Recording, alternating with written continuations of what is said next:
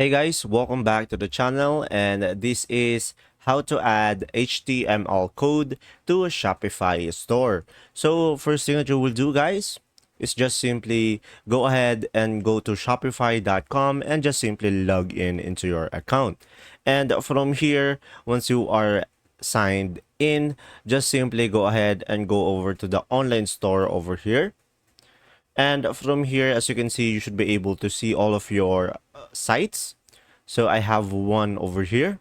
So now guys, in order for you to add HTML, just simply click on these three dots over here and a pop-up will show up.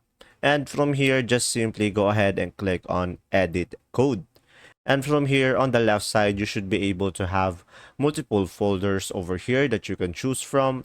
So you have layout, templates, section, snippets, config, assets, and locales. So it will be depending on you. So just simply click on this arrow over here and a drop down will show up. And from here, just simply select where do you want to add your HTML. And once you have added your HTML, guys, just simply make sure to click on save over here to save the changes. And from there, you'll be able to add your HTML. And once you have saved it, just click on exit over here.